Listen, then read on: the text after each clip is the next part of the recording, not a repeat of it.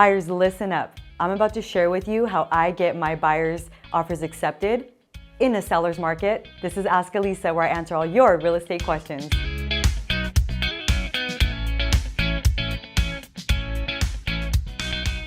You'd be surprised how many times I get people reaching out to me and they say, Alyssa, I do not understand how you get your buyer's offers accepted in this seller's market.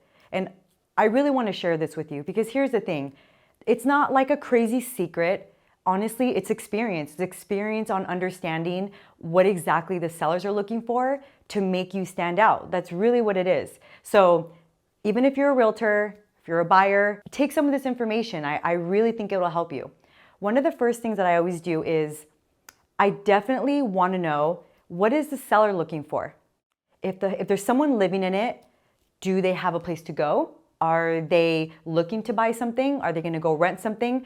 And here's the thing, you do want to understand what the seller needs. And the reason why is because it allows you to write an offer that will fit their needs. Because at the end of the day, as much as you want the house, the seller has their own, situation that they're going through. So you really need to make sure, how can buyer seller make this fit for everybody?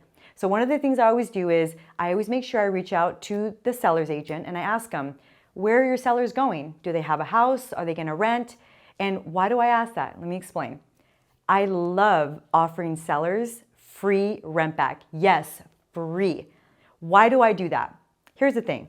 The seller wants to sell their home for the most money they can, right? So why would you charge them after your closing? Why would you charge them rent so that they can move? The goal is you're trying to let them stay there with flexibility so they can pack and move. I cannot tell you guys how many times I've had great success with offering free rent back. So usually what I do is when I find out that the seller needs a little bit of time, I just say, here's our price, here's our escrow, and we're willing to let you guys stay there for 2 weeks for free to pack up, stress-free move. They absolutely love that. I can't tell you guys how many times I've had actually offers accepted. We weren't the highest and they accepted it just because of that. That's one of my favorite things I like to do.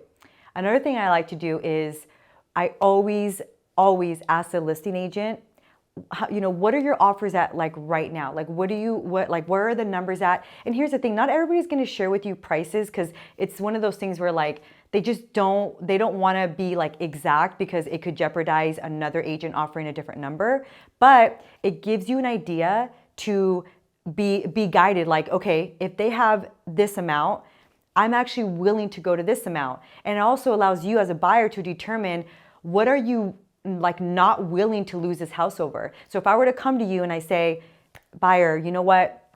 Seller is already at this price. Are you okay going around this price? And sometimes they are, sometimes they're not, but at least you go in with it with having knowledge of where exactly they're at. So that's definitely another tactic that I like to use. And my third advice would be the appraisal. But this one can get kind of tricky because this has a lot to do with finances. If you're in a position where you do have some wiggle room, definitely waiving the appraisal, honestly, it puts you from like here to like right here. Whenever there's an appraisal being waived, as a buyer, you're pretty much stating that no matter what the appraisal comes back at, you are offering them that number like right off the bat. There's really no negotiating here. So whenever you're able to have the flexibility to waive the appraisal, that's another really good thing that you can do. And it really puts you at the top. But one of my favorite ones that I love to do is, believe it or not, following up. I cannot tell you how many agents forget to do this part. Myself, as a listing agent, whenever I'm selling a home, I will literally get agents sending me offers and that's it. Never heard from them. They didn't call me. They didn't ask me to, explain what my seller needs. They literally just send me an email and I'm like, who's this person?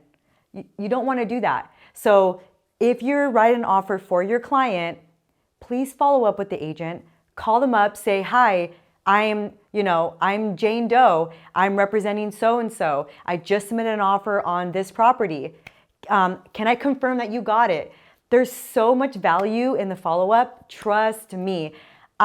Sometimes, you guys, I will be kind of annoying. I'll call that agent probably every day until I find out that we either did or didn't get the offer accepted. I am notorious for doing this. I've actually had agents tell me, this is like not even a joke. They'll be like, you called me so much, I actually remembered you. Like, I had one guy tell me that, and I'm like, that's a good thing. I left a great impression, clearly, right? So please, it's all in the follow-up.